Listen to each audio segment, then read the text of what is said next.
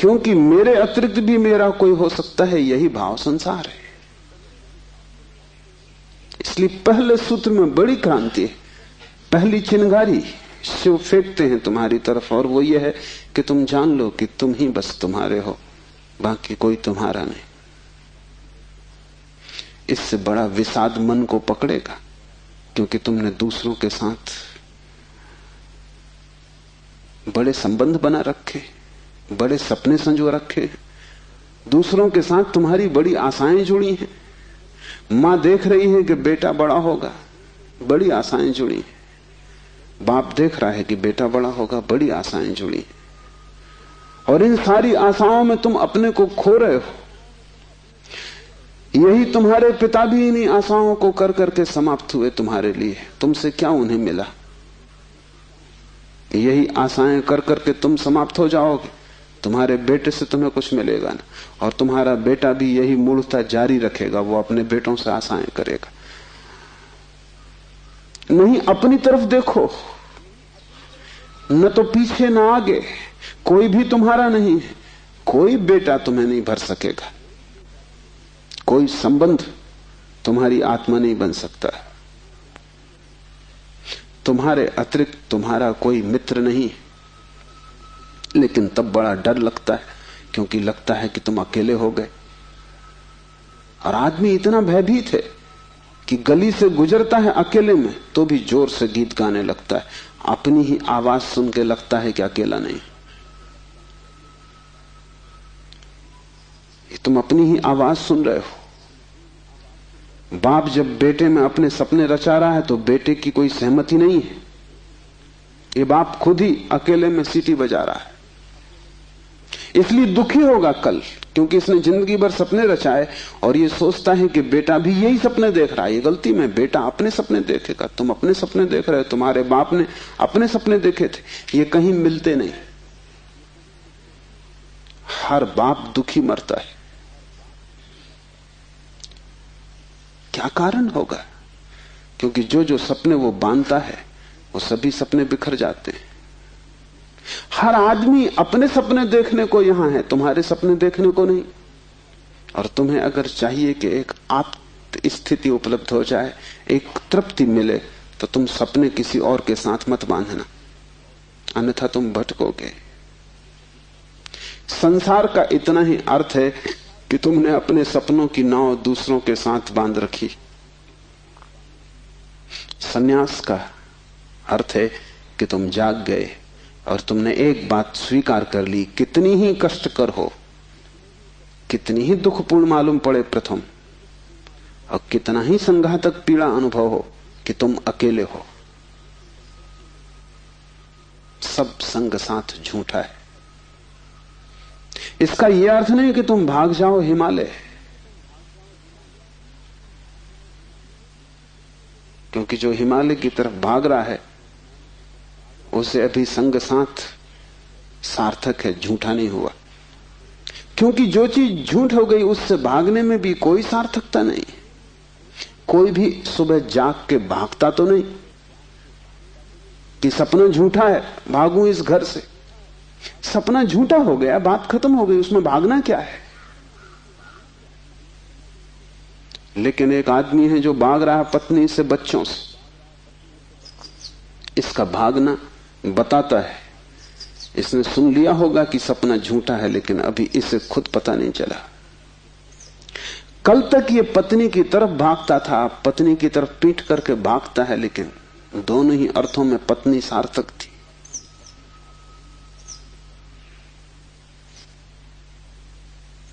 एक जैन संत हुए, गणेश वर्णी।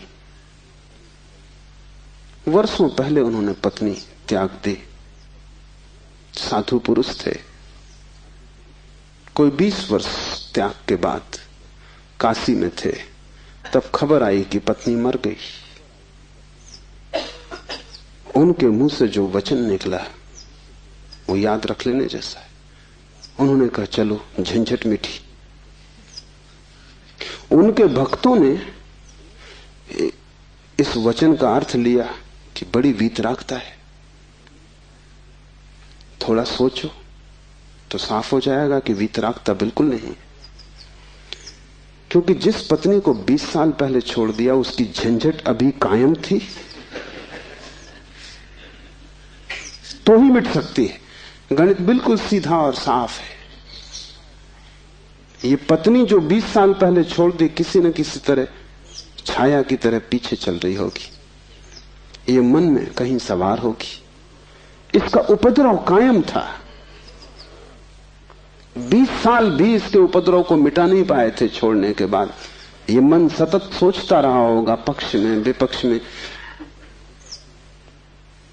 पत्नी के मरने पर ये वचन कि चलो झंझट मिटी, पत्नी के संबंध में कुछ भी नहीं बताते, सिर्फ पति के संबंध में बताते कि आदमी भाग तो गया छोड़कर, लेकिन छोड़ ना पाया।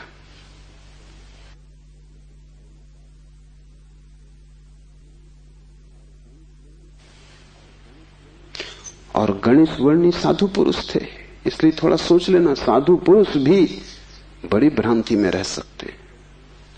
उनके चरित्र में आचरण में कोई भूल चूक न थी। वे मर्यादा के पुरुष थे, ठीक ठीक नियम से चलते थे। वहां कोई जरा भी दरार नहीं पा सकता, जरा त्रुटि नहीं पा सकता। सब आचरण ठीक था, साधुता पूरी थी। फिर भी भीतर कोई बात चूक गई। हिमालय पहुंच गए, झंझट सांस चली गई। फिर दूसरी बात भी समझ लेने जैसी है, और वो ये कि अगर पत्नी के मरने पर पहला ख्याल ही आया कि झंझट मिटी, तो कहीं जाने अनजाने अचेतन में पत्नी की मृत्यु की आकांक्षा भी छिपी रही होगी। वो जरा गहरा किसी तल पर पत्नी मिट जाए, न हो, समाप्त हो जाए, ये तो हिंसा हो गई। लेकिन एक एक वचन भी अकारण नहीं आता, आसमान से नहीं आता। एक एक वचन भी भीतर से आता। और ऐसे क्षणों में जबकि पत्नी मर गई इसकी खबर आई हो, तुम ठीक ठीक अपने रोजमर्रा के व्यवसायी होश में नहीं होते हो, तब तुमसे जो बात निकलती है वो ज्यादा सही होती। घंटे भर बाद तुम्हें मौका मिल जाएगा, तुम खुद ही सोच समझ के लीप पोता कर लोगे। तुम फिर जो कहोगे वो बात झूठी हो जाएगी। लेकिन तत्क्षण उस क्षण में वर्णी चूक गए। वो जो 20 साल से उन्होंने चारों तरफ साधुता का व्यवस्था कर रखी थी, उस क्षण में भूल गए। जब वर्णी को ऐसा घट सकता है तो तुम्हें तो सहज ही घट सकता है। भागने से कुछ भी ना होगा, भागकर कोई भी कभी भाग नहीं पाया। लेकिन भक्त इसको न देख पाएंगे। उन्होंने तो वर्णी की कथा में इसको बड़े बहुमूल्य वचन की तरह संग्रहित किया है, ये सोच के कि देखो आदमी कैसा वीतराग है। तुम्हें पता भी नहीं हो सकता कि वीतरागता क्या है। तुम राग में जीते हो, तुम्हें विराग समझ में आता है, तुमसे जो विपरीत है वो समझ में आता है। तुम जानते हो कि तुम पत्नी को छोड़ के नहीं जा सकते, और ये आदमी छोड़ के चला गया, ये आदमी तुमसे बड़ा है, ये तुमसे विपरीत है, लेकिन तुमसे भिन्न नहीं। तुम पैर के बल खड़े हो, ये आदमी सिर के बल खड़ा है, लेकिन तुम्हारे मन में और इसके मन में रत्ती भर भी फर्क नहीं। खोज के देखो, तुम सभी सोचते हो कि पत्नी झंझट। तुम एक आध ऐसा पति पा सकते हो जो कहे पत्नी झंझट नहीं। पत्नी के सामने मत पूछना, एकांत में अकेले। मुल्ला नसरुद्दीन ने मुझे कहा है कि मैं भी कभी सुखी था, लेकिन ये मुझे पता ही तब चला जब मैंने विवाह कर लिया, और तब फिर बहुत देर हो चुकी थी। मैं भी कभी सुखी था, ये पता मुझे तब चला जब मैंने विवाह कर लिया, लेकिन तब तक तो बहुत देर हो चुकी थी, सुख हाथ से जा चुका था। पति को गहराई में पूछो तो ऐसा पति खोजना कठिन है जिसने कई बार पत्नी की हत्या करने का विचार न किया हो। सपने न देखे हो कि मार डाला पत्नी को, सुबह उठ के वो भी कहेगा कैसा बेहुदा सपना। लेकिन अचेतन आकांक्षा है। जिससे झंझट पैदा होती है उसे मिटा देने का मन सीधा तर्क है, लेकिन झंझट दूसरे से कभी पैदा होती ही नहीं। पत्नी में अगर कोई उपद्रव होता तो कौन तुम्हें रोकता था? तुम सब भाग गए होते हिमालय। उपद्रव पत्नी में नहीं है, क्योंकि तुम हिमालय जाके फिर पत्नी खोज लोगे। उपद्रव तुम्हारे भीतर है। तुम अकेले नहीं रह सकते, तुम्हें कोई दूसरा चाहिए। अकेले में तुम डरते हो, कोई दूसरा, तब तुम निश्चिंत मालूम पड़ते हो। क्यों? दूसरे की मौजूदगी से आश्वासन मिलता है।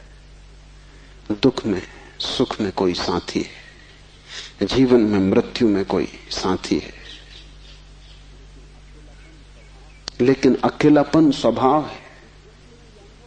और जिस व्यक्ति ने यह अनुभव कर लिया कि आत्मा ही बस मेरी है, उसने अपने अकेलेपन को अनुभव कर लिया। भागने की कोई भी जरूरत नहीं तो झंझट पीछे चली जाएगी।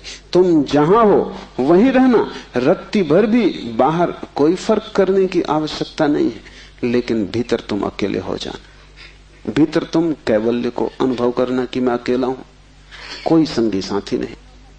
और ये तुम दोहराना मत, क्योंकि दोहराने की कोई जरूरत नहीं कि रोज सुबह बैठ के तुम दोहराओ कि मैं अकेला हूं, कोई संगी साथी नहीं। इससे कुछ भी ना होगा। ये दोहराना तो सिर्फ यही बताएगा कि तुम्हें अभी ख्याल नहीं हुआ। इसे समझना, ये तथ्य है कि तुम अकेले हो। समझने में अड़चन है, वही तपश्चर्या है। तप का अर्थ नहीं है कि तुम धूप में खड़े हो जाओ। आदमी को छोड़ के सभी पशु पक्षी धूप में खड़े, उनमें से कोई भी मोक्ष नहीं चला जा रहा है।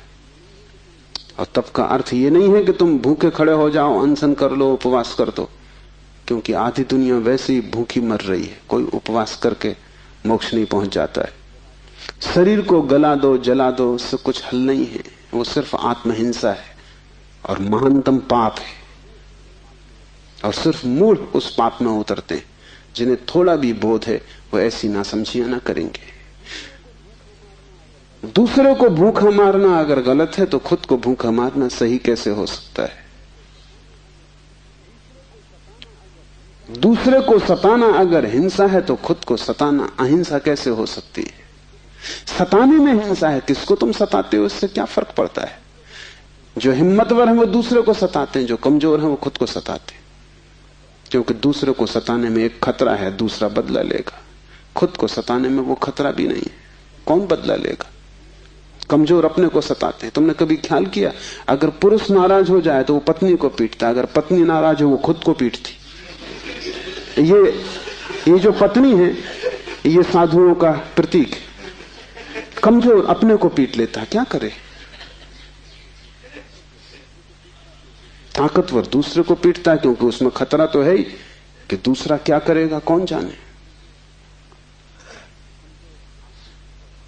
कमजोर आत्महिंसक हो जाता है और ताकतवर परहिंसक होता है। और धार्मिक वो है जो अहिंसक, न वो दूसरे को सताता है न खुद को सताता है।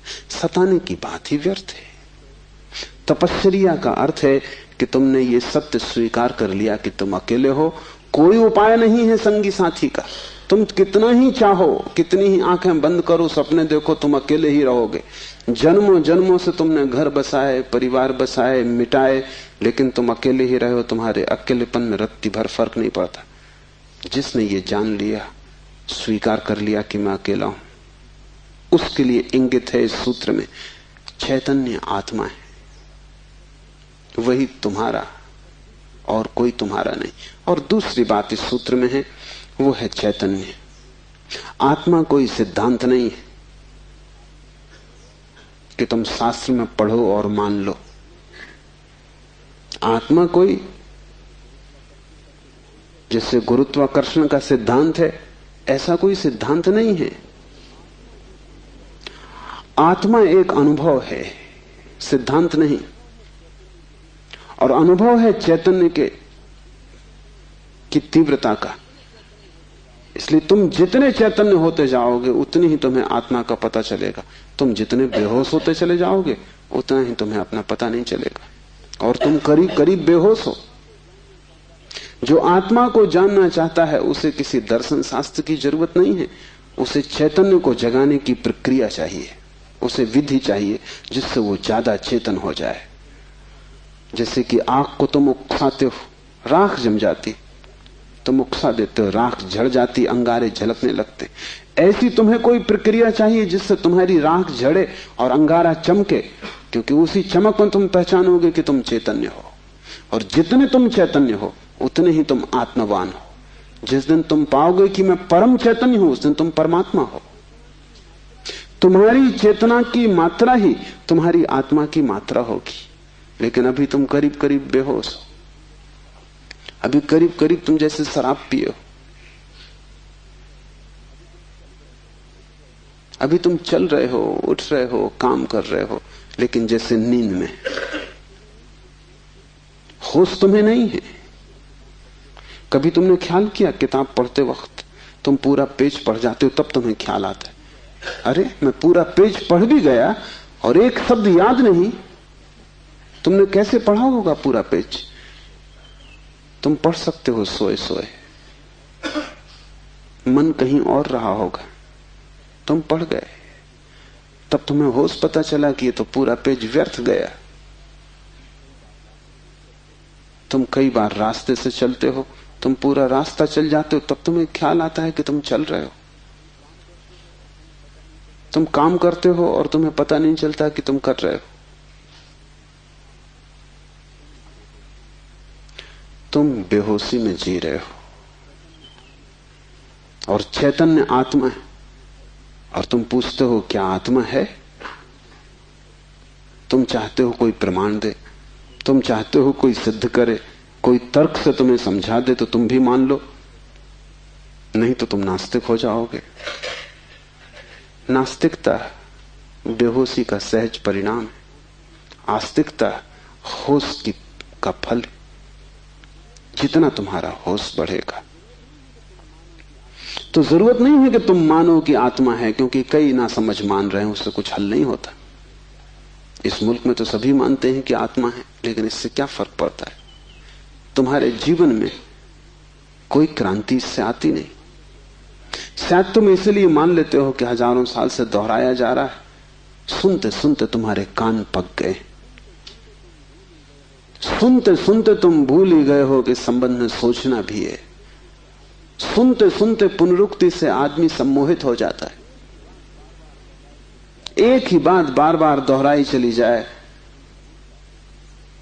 तो तुम भूल जाते हो कि वो संदेह किया जा सकता है, विचार किया जाता है। और फिर आत्मा है, इससे तुम्हें बड़ा संतोष भी मिलता है। शरीर मरेगा ये तुम्हें पता है, आत्मा नहीं मरेगी, इससे बड़ी हिम्मत बनती है। और आत्मा कभी नहीं मरेगी, अग्नि उसे जलाएगी नहीं, शस्त्र उसे छेदेंगे नहीं, मृत्यु उसका कुछ बिगाड़ ना सकेगी। इससे तुम्हें बड़ी सांत्वना मिलती, पर सांत्वना सत्य नहीं है। आत्मा को कोई न तो स्वीकार कर सकता है सिद्धांत की तरह, और न पुनरुक्ति की तरह कोई सम्मोहित हो सकता है। आत्मा को तो केवल वही लोग जान पाते हैं जो चैतन्य को बढ़ाते हैं। इस तरह जियो कि तुम पर राख इकट्ठी ना हो, इस तरह जियो कि तुम्हारे भीतर का अंगारा जलता रहे, प्रकाशित हो। इस तरह जियो कि प्रति क्षण तुम होश में रहो, बेहोश नहीं। मुल्ला नसरुद्दीन को बच्चा पैदा हुआ, पहला ही लड़का था। नसरुद्दीन बड़ा खुश हुआ, अपने खास मित्र को बुलाया, खुशी मनाने दोनों शराब घर में गए। क्योंकि तुम एक ही खुशी जानते हो, बेहोशी।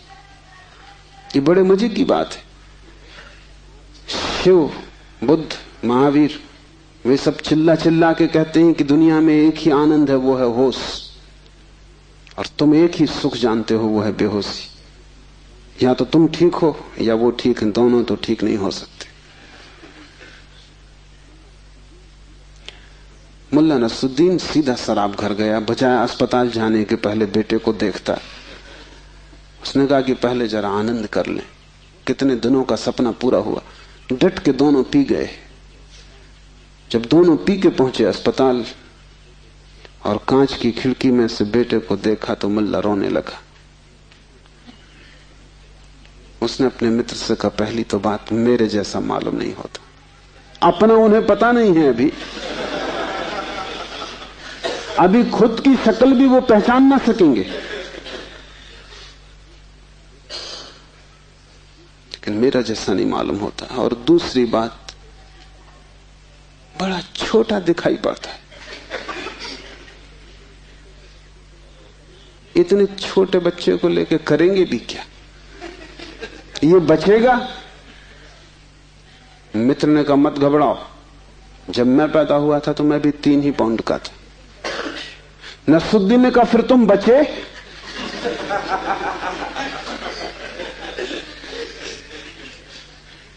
मित्र सोचने लगा, क्योंकि वो भी बेहोशी में था। उसने कहा, पक्का नहीं कह सकता।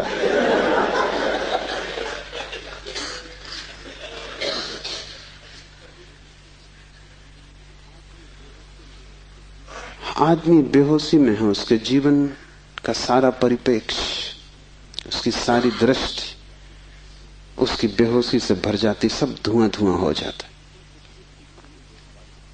तुम कुछ भी ठीक से नहीं देख पाते और तुम एक ही सुख जानते हो कि जब तुम अपने को भूल जाते हो, चाहे सिनेमा हो, चाहे संगीत हो, चाहे सेक्स हो, जहां भी तुम अपने को भूल जाते हो वहीं तुम कहते हो बड़ा सुख आया। भूलने को तुम सुख कहते हो, विस्मरण को? कारण है, क्योंकि जब भी तुम होश से भरते हो तुम सिवाय दुख के अपने जीवन में कुछ भी नहीं पाते। इसलिए जब भी तुम देखते हो जीवन को, जरा ही सजग हो के तुम पाते हो दुख दुख, कुरूपता चारों तरफ।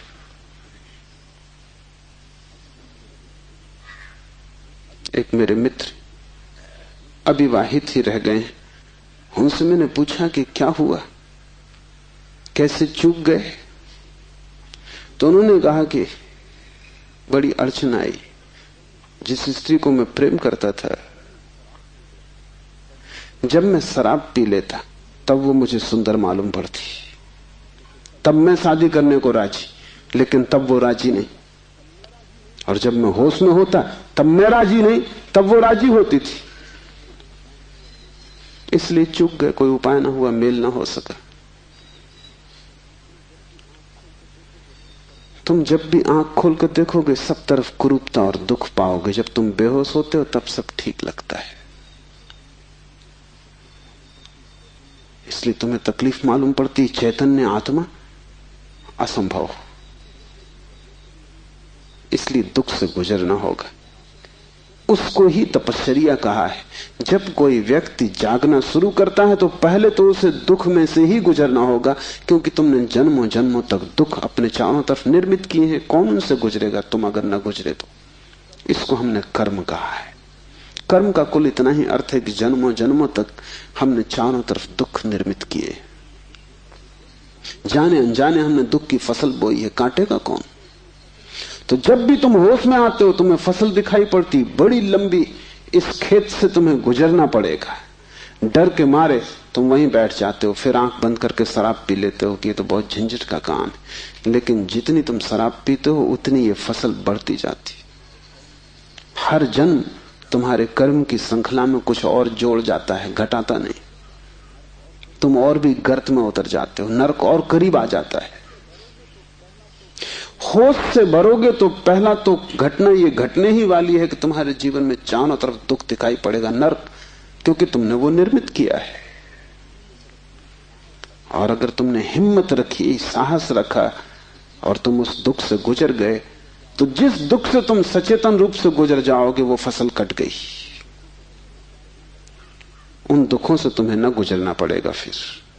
और अगर एक बार तुम सारी दुख की श्रृंखला से गुजर जाओ, कर्म की श्रृंखला से, क्योंकि वो तुम्हारी आत्मा के चारों तरफ बंधी हुई जंजीरें, अगर तुम उन सब से गुजर जाओ और होश न खो और हिम्मत जारी रखो कि कोई फिक्र नहीं, जितना दुख मैंने पैदा किया है मैं गुजरूंगा, मैं अंत तक जाऊंगा।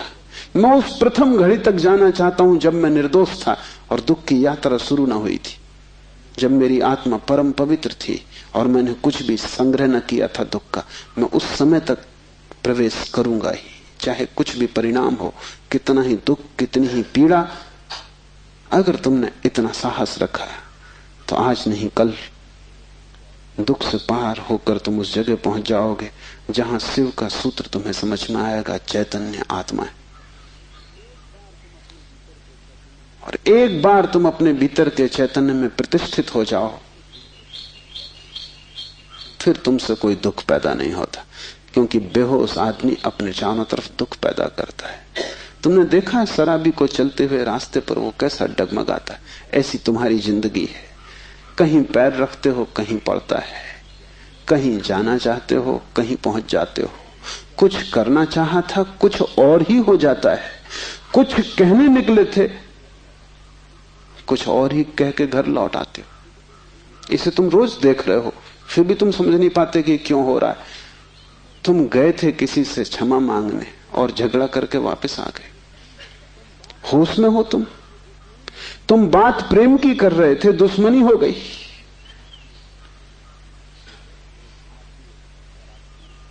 एक आदमी शराब पिए आकाश की तरफ देखता हुआ चला जा रहा था। एक कार उसके पास से निकली, बामुश्किल ड्राइवर बचा पाया। गाड़ी रोक के ड्राइवर ने कहा, महानुभाव, अगर आप नहीं देखते वहां जहां आप जा रहे हैं तो फिर आप वहीं चले जाएंगे जहां आप देख रहे हैं।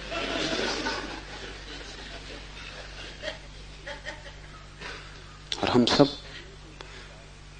हमें कुछ पता भी नहीं कि हम कहां जा रहे हैं, क्यों जा रहे हैं, कहां देख रहे हैं, क्यों देख रहे हैं, चले जा रहे हैं। क्योंकि एक बेचैनी है भीतर जो बैठने भी नहीं देती, एक शक्ति है भीतर जो चलाए चली जाती है। फिर हम जो भी करते वो सबके उल्टे परिणाम आते हैं। लोग मेरे पास आते हैं, वो कहते हैं हमने बदी तो कभी की नहीं, नेकी की और फल बदी मिल रहा है। ऐसा हो नहीं सकता कि तुम नेकी करो फल में बदी मिले। ऐसा हो नहीं सकता कि तुम आम के बीज बो और नीम के फल लगे। ऐसा हो नहीं सकता। इतना ही हो सकता है कि तुम ऐसे बेहोशी में बोए होगे, बोए तुमने नीम के ही फल, तुम होश में न थे, क्योंकि वृक्ष थोड़ी झूठ बोलेगा। तुम ही कहीं बोते वक्त भूल में पड़े होगे। तुम जब नेकी भी करते हो तब भी तुम्हारा नेकी करने का मन नहीं होता। तुम सच भी बोलते हो तो तुम दूसरे को चोट पहुंचाने के लिए सच बोलते हो। तुम सच बोलते हो दूसरे के अपमान के लिए।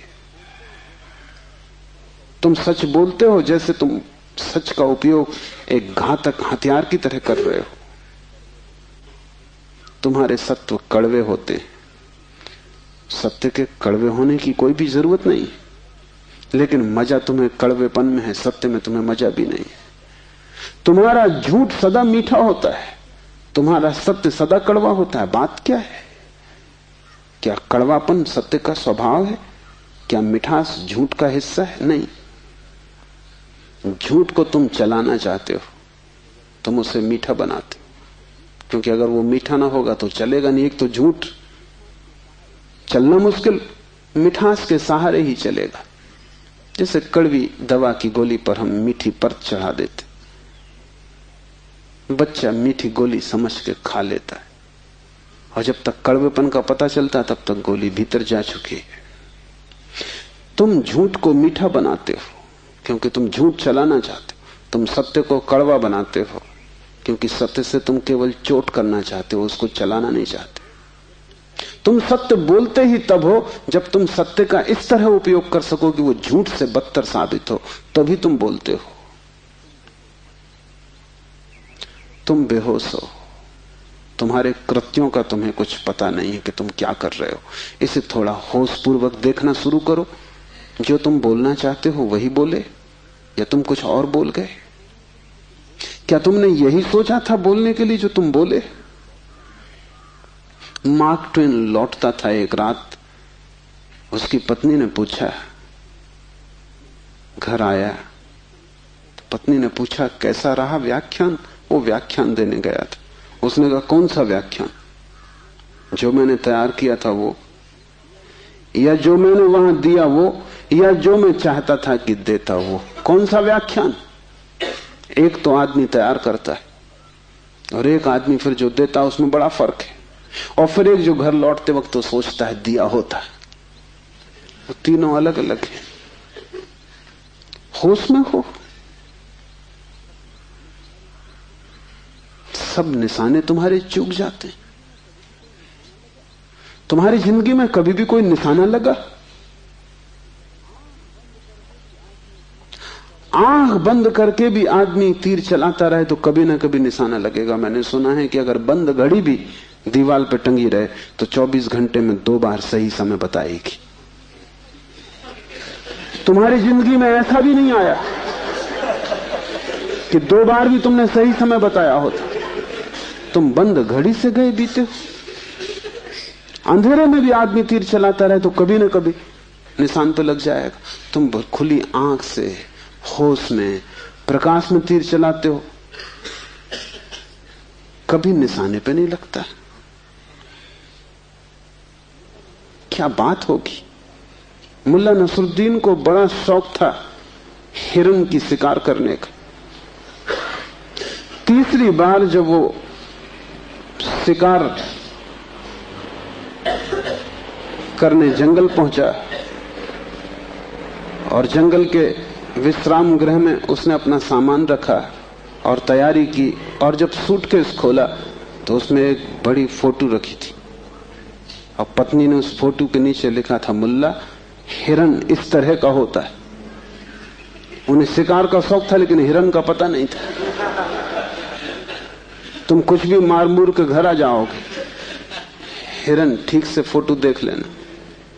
तुम सब जगह चूक गए हो। वही तुम्हारे जीवन का दुख है। और चूकने का कुल कारण है कि तुम होश में नहीं हो। इसलिए जो भी करो होशपूर्वक करो। उठो तो भी होशपूर्वक, चलो तो भी होशपूर्वक। महावीर ने कहा है विवेक से चलो, विवेक से बैठो, विवेक से भोजन करो, विवेक से बोलो, विवेक से सो तक। महावीर से कोई पूछता है कि साधु कौन, तो महावीर ने कहा जो अमूर्छित है। और असाधु कौन, तो महावीर ने कहा जो मूर्छित है। जो सोया सोया जी रहा है वो असाधु, जो जागा जागा जी रहा है वो साधु। यही शिव कह रहे हैं, चैतन्य आत्मा। चैतन्य को बढ़ाओ। धीरे धीरे आत्मा की झलक तुम्हारे जीवन में आनी निश्चित है। दूसरा सूत्र है ज्ञानम बंधा। ज्ञान बंध है। बड़ी हैरानी का सूत्र है। ज्ञान के बहुत अर्थ हैं। एक तो जब तक तुम इस ज्ञान से भरे हो कि मैं हूं, तब तक तुम अज्ञान में रहोगे। क्योंकि मैं अज्ञान है, अहंकार अज्ञान है। जिस दिन तुम आत्मा से भरोगे उस दिन हूंपन तो रहेगा, मैंपन नहीं रहेगा। मैं हूं, इसमें से मैं तो कट जाएगा, सिर्फ हूं रहेगा। इसे थोड़ा प्रयोग करके देखो। कभी किसी वृक्ष के नीचे शांत बैठकर खोजो कि तुम्हारे भीतर मैं कहां है। तुम कहीं भी ना पाओगे। हूं तो तुम सब जगह पाओगे, मैं तुम कहीं भी ना पाओगे। सब जगह तुम्हें अस्तित्व मिलेगा, लेकिन अस्तित्व के साथ अहंकार तुम्हें कहीं भी ना मिलेगा। अहंकार तुम्हारी निर्मिति है, वो तुम्हारा बनाया हुआ है, वो झूठा है, वो असत्य है, उससे ज्यादा अप्रामाणिक और कुछ भी नहीं। वो काम चलाऊ है, उसकी संसार में जरूरत है, लेकिन उसकी सत्य में कहीं भी कोई स्थान नहीं। तो एक तो मैं हूं, ये ज्ञान बंध का कारण है। मेरा बोध, हूपन का बोध नहीं। हूपन का बोध तो शुद्ध है, उसमें कोई सीमा नहीं है। जब तुम कहते हो हूं, तो तुम्हारे हूं में और वृक्ष के हूं में कोई फर्क होगा? तुम्हारे हूं में और मेरे हूं में कोई फर्क होगा? जब तुम सिर्फ हो तो नदियां, पहाड़, वृक्ष सभी एक हो गए। जैसे ही मैंने कहा मैं, वैसे ही मैं अलग हुआ। जैसे ही मैंने कहा मैं, वैसे ही तुम टूट गए, पर हो गए, अस्तित्व से मैं पृथक हो गया। हूपन ब्रह्म है और मैं मनुष्य की अज्ञान दशा है। जब तुम जानते हो कि सिर्फ हूं, तब तुम्हारे भीतर केंद्र नहीं होता, तब सारा अस्तित्व एक हो जाता है। तब तुम उस लहर की तरह हो जो सागर में खो गई। अभी तुम उस लहर की तरह हो जो जम के बर्फ हो गई है, सागर से टूट गई है। ज्ञानम बंधा, पहला तो ज्ञान बंध है, इस बात का ज्ञान कि मैं हूं। दूसरा ज्ञान बंध है वो सब ज्ञान जो तुम बाहर से इकट्ठा कर लिए हो, जो तुमने शास्त्रों से चुराया है, जो तुमने सद्गुरुओं से उधार लिया है, जो तुम्हारी स्मृति है, वो सब बंधन है। उससे तुम्हें मुक्ति ना मिलेगी। इसलिए तुम पंडित से ज्यादा बंधा हुआ आदमी ना पाओगे।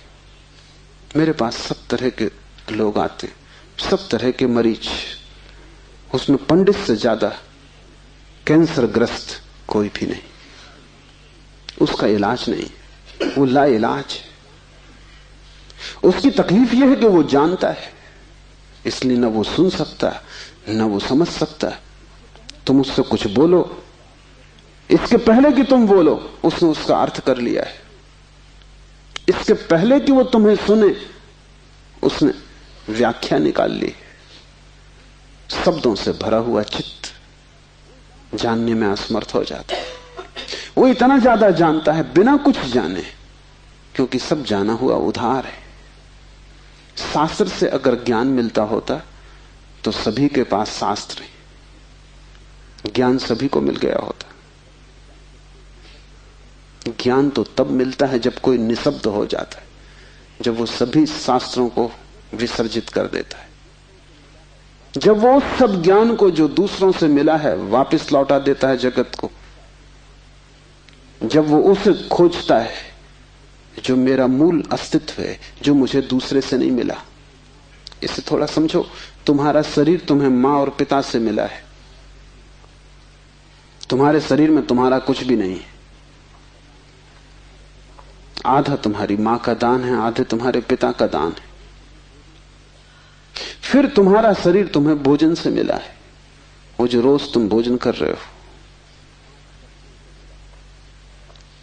5 तत्वों से मिला है, वायु है, अग्नि है, 5 तत्व हैं, उनसे तुम्हें मिला है। इसमें तुम्हारा कुछ भी नहीं है।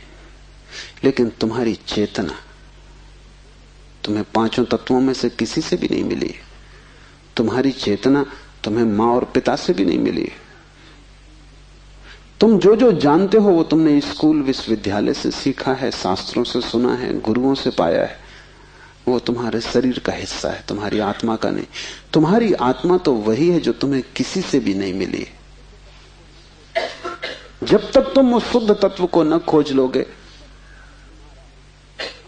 जो निपट तुम्हारा है, जो तुम्हें किसी से भी नहीं मिला है, न मां ने दिया, न पिता ने, न समाज ने, न गुरु ने, न शास्त्र ने, वही तुम्हारा स्वभाव है। ज्ञान बंद है क्योंकि वो तुम्हें इस स्वभाव तक न पहुंचने देगा।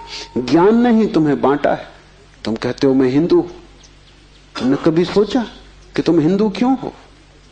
तुम कहते हो मैं मुसलमान, तुमने कभी विचारा कि तुम मुसलमान क्यों हो? हिंदू और मुसलमान में फर्क क्या है? क्या उनका खून निकाल के कोई डॉक्टर परीक्षा करके बता सकता है कि हिंदू का खून है, ये मुसलमान का खून? क्या उनकी हड्डियां काट के कोई बता सकता है कि हड्डी मुसलमान से आती है कि हिंदू से आती है? कोई उपाय नहीं। शरीर की जांच से कुछ भी पता न चलेगा, क्योंकि दोनों के शरीर 5 तत्वों से बनते हैं। लेकिन अगर उनकी खोपड़ी की जांच करो तो पता चल जाएगा कि कौन हिंदू है कौन मुसलमान है, क्योंकि दोनों के शास्त्र अलग, दोनों के सिद्धांत अलग, दोनों के शब्द अलग। शब्दों का भेद है तुम्हारे बीच। तुम हिंदू हो क्योंकि तुम्हें एक तरह का ज्ञान मिला जिसका नाम हिंदू, दूसरा जैन है क्योंकि उसे दूसरे तरह का ज्ञान मिला जिसका नाम जैन। तुम्हारे बीच जितने फासले हैं, दीवालें हैं, वो ज्ञान की दीवालें, और सब ज्ञान उधार।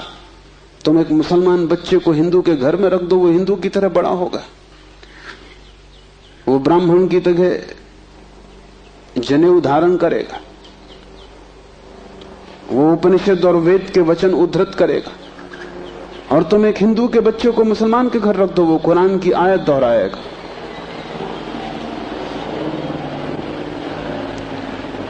ज्ञान तुम्हें बांटता है, क्योंकि ज्ञान तुम्हारे चारों तरफ एक दीवार खींच देता है, और ज्ञान तुम्हें लड़ाता है, और ज्ञान तुम्हारे जीवन में वैमनस्य और शत्रुता पैदा करता है।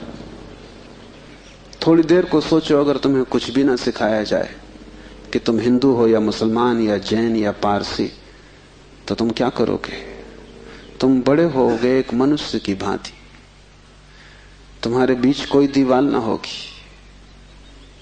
दुनिया में कोई 300 धर्म है, 300 कारागृह, और हर आदमी पैदा होते से एक कारागृह या दूसरे कारागृह में डाल दिया जाता है।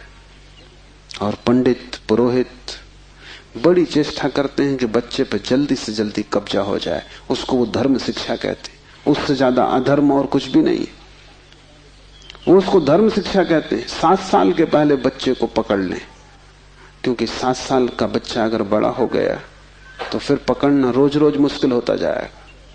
और बच्चे को अगर थोड़ा भी बोध आ गया तो फिर वो सवाल उठाने लगेगा, और सवालों का जवाब पंडितों के पास बिल्कुल नहीं है। पंडित सिर्फ मूढ़ों को तृप्त कर पाते हैं। जितनी कम बुद्धि का आदमी हो, पंडित से उतनी जल्दी तृप्त हो जाता है। वो एक प्रश्न पूछता, उत्तर मिल जाता है। तुम जाते हो पंडित से पूछते हो संसार को किसने बनाया, वो कहता भगवान ने। तुम प्रसन्न घर लौटाते हो बिना पूछे कि भगवान को किसने बनाया। अगर तुम दूसरा प्रश्न पूछते, पंडित नाराज हो जाते, क्योंकि उसका उसे भी पता नहीं, किताब में वो लिखा नहीं। और फिर झंझट की बात है, परमात्मा को किसने बनाया। फिर तुम पूछते ही चले जाओगे, वो कोई भी जवाब दे, तुम पूछोगे उसको किसने बनाया। अगर गौर से देखो तो तुम्हारे पहले सवाल का जवाब दिया नहीं गया है। पंडित ने तुम्हें सिर्फ संतुष्ट कर दिया क्योंकि तुम बहुत बुद्धिमान नहीं। और बच्चे अबोध, उनका अभी तर्क नहीं जगा, विचार नहीं जगा, अभी वो प्रश्न नहीं पूछ सकते। अभी तुम जो भी कचरा उनके दिमाग में डाल दो, वो उसे स्वीकार कर लेंगे। बच्चे सभी को स्वीकार कर लेते हैं क्योंकि वो सोचते हैं जो भी दिया जा रहा है वो सभी ठीक है। बच्चा ज्यादा सवाल नहीं उठा सकता, सवाल उठाने के लिए थोड़ी प्रौढ़ता चाहिए। इसलिए सभी धर्म बच्चों की गर्दन पकड़ लेते हैं और फांसी लगा देते हैं। फांसी बड़ी सुंदर है। किसी के गले में बाइबल लटकी है, किसी के गले में समयसार लटका है, किसी के गले में कुरान लटकी है, किसी के गले में गीता लटकी। ये इतने प्रीतिकर बंधन है कि इनको छोड़ने की हिम्मत फिर जुटानी बहुत मुश्किल है। और जब भी तुम इन्हें छोड़ना चाहोगे, एक खतरा सामने आ जाएगा, क्योंकि इन्हें छोड़ा तो तुम अज्ञानी। क्योंकि जैसे तुम इनको छोड़ोगे तुम पाओगे मैं तो कुछ जानता नहीं, बस ये किताब सारी संपदा है, इसको संभालो। अपने अज्ञान को छिपाने का यही तो एक उपाय है। लेकिन अज्ञान छिपने से अगर मिटता होता तो बड़ी आसान बात हो गई होती। अज्ञान छिपने से बढ़ता है, जैसे कोई अपने घाव को छिपा ले, उससे कुछ मिटेगा नहीं। घाव और भीतर भीतर बढ़ेगा, मवाद पूरे शरीर में फैल जाएगी। शिव कहते हैं ज्ञान बंद है, ज्ञान सीखा हुआ, ज्ञान उधार, ज्ञान दूसरे से लिया हुआ बंधन का कारण है। तुम उस सब को छोड़ देना जो दूसरे से मिला है, तुम उसकी तलाश करना जो तुम्हें किसी से भी नहीं मिला, तुम उसकी खोज में निकलना, उस चेहरे की खोज में जो तुम्हारा है। तुम्हारे भीतर छिपा हुआ एक झरना है चैतन्य का, जो तुम्हें किसी से भी नहीं मिला, जो तुम्हारा स्वभाव है, जो तुम्हारी निज संपदा है, निजत्व है, वही तुम्हारी आत्मा है। तीसरा सूत्र है योनि वर्ग और कला शरीर है। योनि से अर्थ है प्रकृति, इसलिए हम स्त्री को प्रकृति कहते हैं। स्त्री शरीर देती है, वो प्रकृति की प्रतीक है। और कला का अर्थ है कर्ता का भाव। एक ही कला है, वो कला है संसार में उतरने की कला, और वो है कर्ता का भाव। इन दो चीजों से मिलकर तुम्हारा शरीर निर्मित होता है। तुम्हारे कर्ता का भाव, तुम्हारा अहंकार, और प्रकृति से मिला हुआ शरीर। अगर तुम्हारे भीतर कर्ता का भाव है तो तुम्हें योग्य शरीर प्रकृति देती चली जाएगी। इसी तरह तुम बार बार जन्मे हो। कभी तुम पशु थे, कभी पक्षी थे, कभी वृक्ष थे, कभी मनुष्य। तुमने जो चाहा है वो तुम्हें मिला है। तुमने जो आकांक्षा की है, तुमने जो कर्तृत्व की वासना की है, वही घट गया है। तुम्हारे कर्तृत्व की वासना घटना बन जाती है, विचार वस्तुएं बन जाते। इसलिए बहुत सोच विचार के वासना करना, क्योंकि सभी वासनाएं पूरी हो जाती हैं देर अबेर। अगर तुम बहुत बार देखते हो आकाश में पक्षी को और सोचते हो कैसी स्वतंत्रता पक्षी को, खास हम पक्षी होते, देर न लगेगी, जल्दी तुम पक्षी हो जाओ। तुम अगर देखते हो एक कुत्ते को संभोग करते हुए और तुम सोचते हो कैसी स्वतंत्रता, कैसा सुख, जल्दी ही तुम कुत्ते हो जाओ। तुम जो भी वासना अपने भीतर संग्रहित करते हो वो बीज बन जाती। प्रकृति तो केवल शरीर देती है, कलाकार तो तुम ही हो, स्वयं को निर्माण करने वाले। अपने शरीर को तुमने ही बनाया है, ये कला का अर्थ है। कोई तुम्हें शरीर नहीं दे रहा है, तुम्हारी वासना ही निर्मित करती है। तुमने कभी ख्याल किया, रात तुम सोते हो तो आखिरी जो विचार होता है सोते समय, वही सुबह उठते वक्त पहला विचार होगा। रात भर तुम सोए रहे, वो बीज की तरह विचार भीतर पड़ा रहा, जो अंतिम था वो सुबह प्रथम होगा।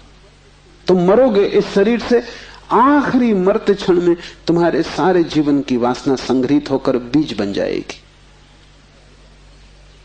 वही बीज नया गर्भ बन जाएगा। जहां से तुम मिटे वहीं से तुम फिर शुरू हो जाओगे। तुम जो भी हो ये तुम्हारा ही कृत्य है, किसी दूसरे को दोष मत देना। यहां कोई दूसरा है भी नहीं जिसको दोष दिया जा सके। ये तुम्हारे ही कर्मों का संचित फल है। तुम जो भी हो, सुंदर कुरूप, दुखी सुखी, स्त्री पुरुष, तुम जो भी हो, ये तुम्हारे ही कृत्यों का फल है।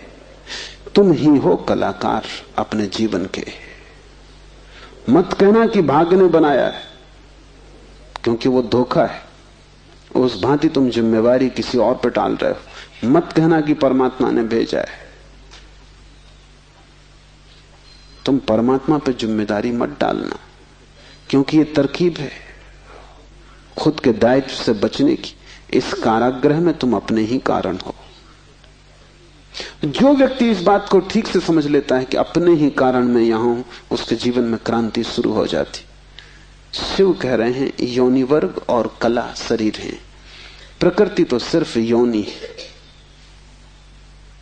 वो तो सिर्फ गर्भ है। तुम्हारा अहंकार उस योनि में बीज बनता है। तुम्हारे कर्तृत्व का भाव कि मैं ये करूं, मैं ये पाऊं, मैं ये हो जाऊं, उसमें बीज बनता है।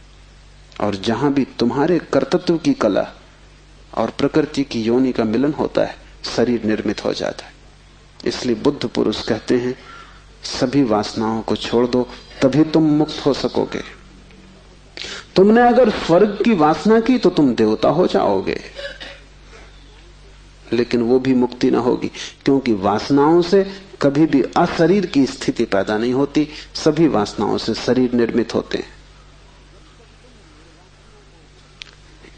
जब तक तुम निर्वासना को उपलब्ध नहीं हो, जब तक तृष्णा तुमने पूरी ही नहीं छोड़ दी, तब तक तुम नए शरीरों में भटकते रहोगे।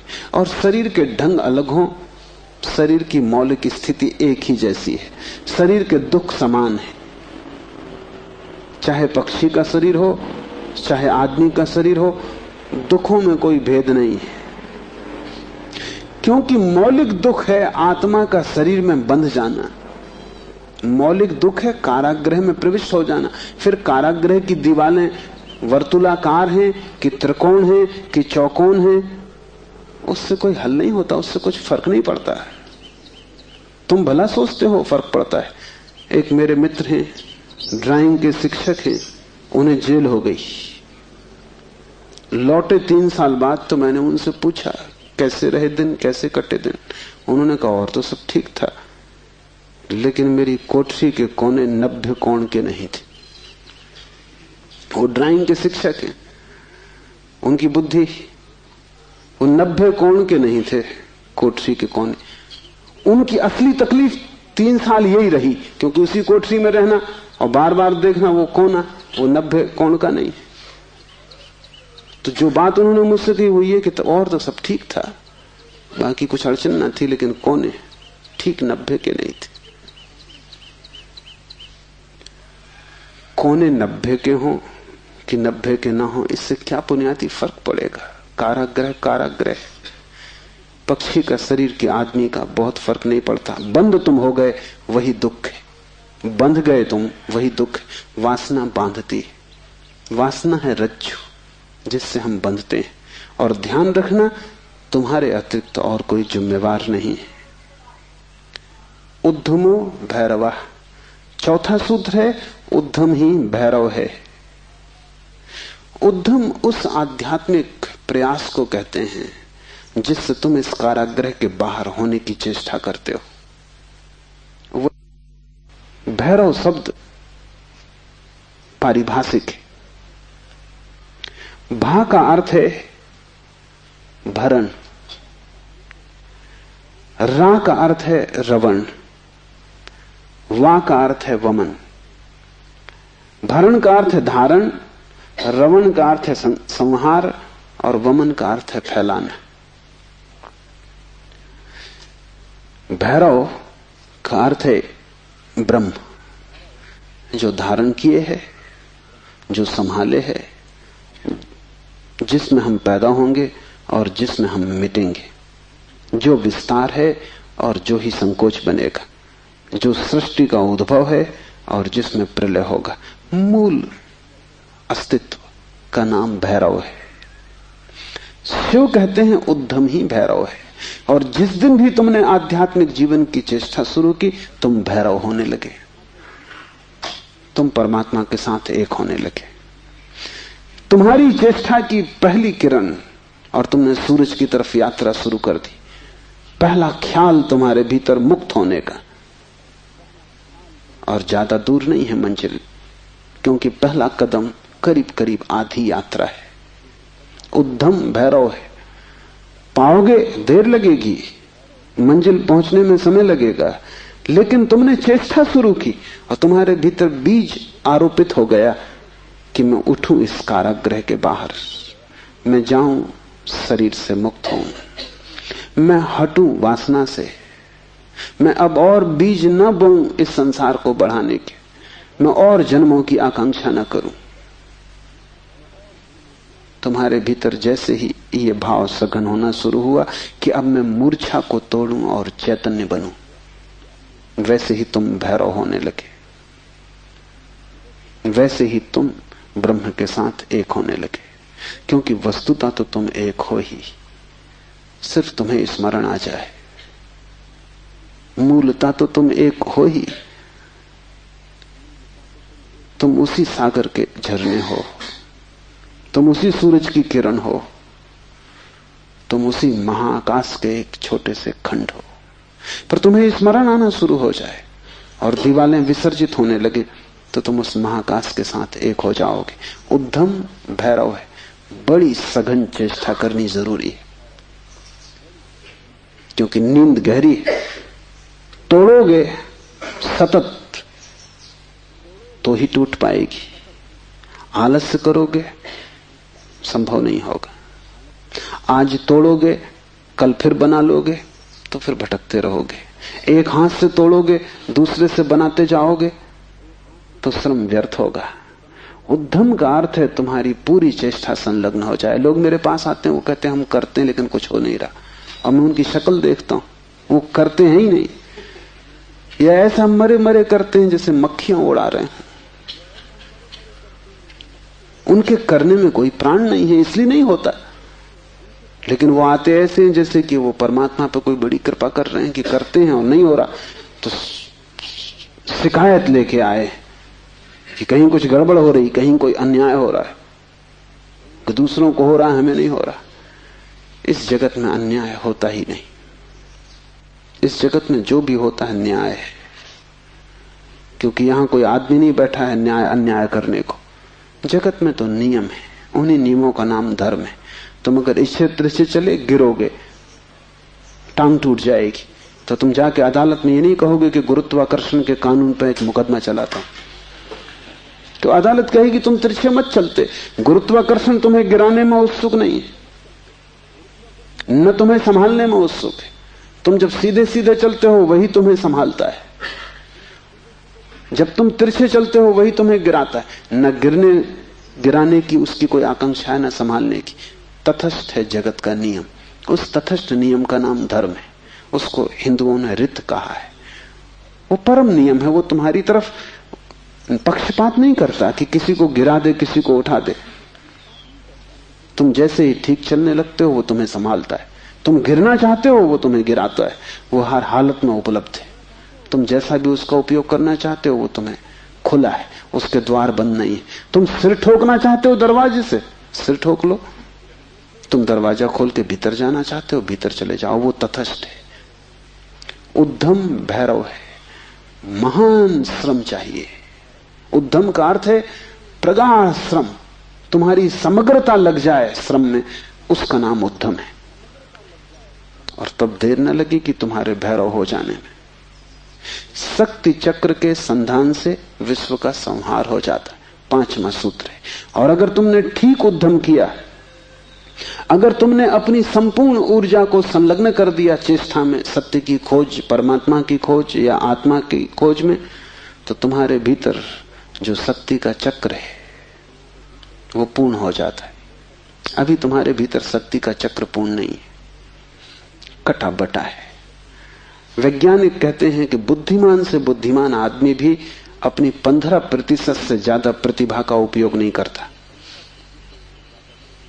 85% प्रतिभा ऐसे ही सड़ जाती। ये तो बुद्धिमान आदमी की बात है। बुद्धू का क्या हिसाब, वो तो शायद करते ही नहीं।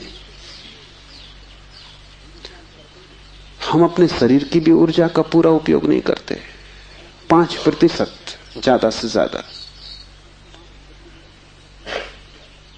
तो अगर हम मंदे मंदे जीते, अगर हमारा दिया टिमटिमाता टिमटिमाता लगता है, तो कसूर किसका है? तुम जीते ही नहीं पूरी तरह। जैसे तुम जीने से भी भयभीत हो कि लपट कहीं जोर से ना आ जाए। तुम डरे डरे हो, तुम कपते कपते जीते हो। तो फिर शक्ति का जो चक्र है तुम्हारे भीतर वो पूरा नहीं हो पाता।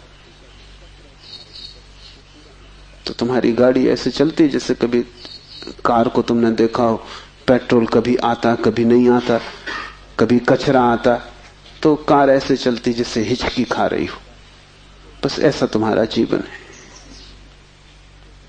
हिचकी खाते तुम चलते हो। जरा जरा सी शक्ति के खंड खंड आते हैं, अखंड शक्ति नहीं हो पाती। जिस चीज में भी तुम अपनी पूरी शक्ति लगा दोगे, वो कोई भी हो चीज, अगर तुम चित्र बनाते हो और चित्रकार हो और तुमने अपनी पूरी शक्ति को चित्र बनाने में लगा दिया, पूरी कि रत्ती भर बाकी ना बची, तो तुम वहीं से मुक्त हो जाओगे, क्योंकि वही उद्यम पूर्ण होते ही भैरव हो जाता है। अगर तुम एक मूर्तिकार हो, तुमने सब कुछ मूर्ति में समाहित कर दिया कि मूर्ति बनाते समय तुम ना बचे, बस मूर्ति ही बची, तो शक्ति का चक्र पूरा हो जाता है। जब तुम पूरी शक्ति को निमज्जित करते हो किसी भी कृत्य में, वही ध्यान हो जाता है। भैरव निकट, मंदिर पास आ गया। 5वां सूत्र है, शक्ति चक्र के संधान से विश्व का संहार हो जाता है। और जब भी तुम्हारी शक्ति का चक्र पूरा होता है, टोटल, समग्र, अंश अंश नहीं, पूर्ण, उसी क्षण तुम्हारे लिए विश्व समाप्त हो गया। तुम्हारे लिए फिर कोई संसार नहीं, तुम परमात्मा हो गए, तुम भैरव हो गए, तुम मुक्त हो। फिर तुम्हारे लिए न कोई बंधन है, न कोई शरीर है, न कोई संसार है। पूर्ण शक्ति का प्रयोग स्मरण रखना। इस समाधि साधना शिविर में अगर तुमने पूरी शक्ति को लगाया, ऐसे ही ऊपर ऊपर नहीं ध्यान किए, पूरी शक्ति लगा दी, तो तुम अनुभव करोगे कि जिस क्षण शक्ति पूरी लग जाएगी, उसी क्षण, फिर क्षण भर की देर नहीं लगती, अचानक संसार खो जाता है, परमात्मा सामने आ जाता है। तुम्हारी शक्ति का पूरा लग जाना ही तुम्हारे जीवन की क्रांति हो जाती। फिर संसार की तरफ पीठ, परमात्मा की तरफ मुंह हो जाता है। इसकी तुम्हें एक झलक भी मिल जाए तो फिर तुम वही ना हो सकोगे जो तुम पहले थे। उसकी एक झलक काफी, फिर तुम्हारा जीवन उसी यात्रा में संलग्न हो जाए। तो ध्यान रखना, यहां पूरा अपने को डुबाना तो ही कुछ हो सकेगा। अगर तुमने थोड़ा भी अपने को बचाया तो तुम्हारा श्रम व्यर्थ है। जब तक श्रम उद्यम ना बन जाए, पूर्ण टोटल एफर्ट ना बन जाए, तब तक भैरव की उपलब्धि नहीं। आज इतना ही।